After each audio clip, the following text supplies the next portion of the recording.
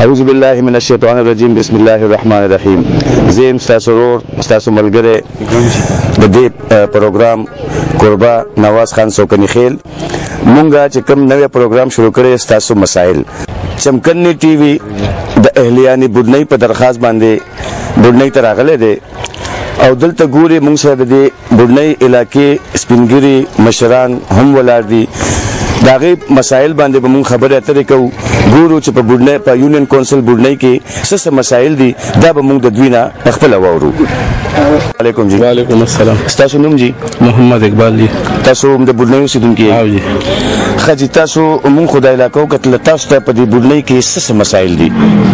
مونږ ته جی ټول نلوي مسله ده د ګیس نشته. دا روډ زموږ ډیر خراب دی جی او د دې دا حل دی لکه دا وګورئ بس څوک پتلې نشي دوړي دي ټوله حالات ډیر خراب دي جی. زی په دې کډې دي او کم هغه چې روډا چول هغه چې څوک ټریکټر کوزین او هغه روډم ورسره ختميږي لکه ولې چلته کار خو پینې شي جی. زموږ د بجلی مسلې دي جی کیبل لګېدلې دي یو غنټه بجلی وی او 3 غنټې نه. السلام علیکم جی. وعلیکم السلام. تاسو نوم جی؟ جی قاری واسع الله من احمد جی. جی تاسو ته په دې بودنی کې څه مسائل دي؟ جی زمون بودنی یونین کونسل چې کم دی نو دا ډیر زیات لکه بې مور او بې پلاره پاتې شو. لکه مونږ د پیښور سیټي سره ډیر انتهایی په کم فاصله کې لکه 15 کیلومتره کې پراتی او چې کم بنیادی ضرورت دي ګیس شو هغه تر اوسه پورې رانه و چې کمی وادي کم ګورنمنت کړی وي نو تر اوسه پورې پوره نشي.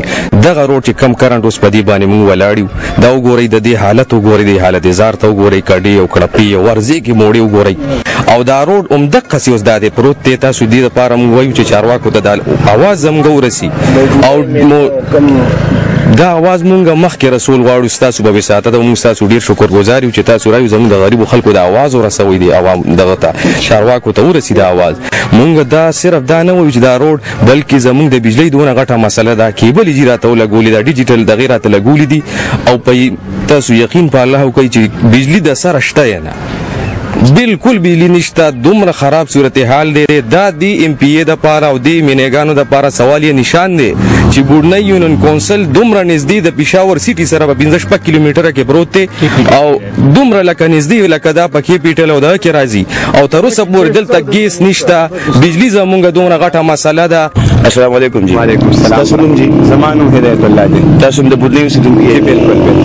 تاسو په دې مسایلو باندې څه ویل غواړئ؟ مسائل په ډیر زیات دي څنګه چې د مخکینو قاری صاحب ویلي او بل زموږ د مشر ویلي کنه جی نو مسائل هم دغه مسائل موږ ته زیات تر ډیر زیات دي خاص کر زموږ کله دا ډیر وخت نه د تقریبا چې دا انتخابات شروع دي او مخکې د اوبو مسله و د اوبو مسله حل نشو د دین علاوه چې کوم دی اوس د ګیس مسله ده حالان کې زموږ غیر چاپیرا یونین کونسل دا یونین کونسل بودنی دی او دغه جوخ یو کیلومتر کې تقریبا ګیس راغلی دی خو زمون کلی ته چې کوم دی نو لا اوسه پورې ته چا توجه ورنکړي.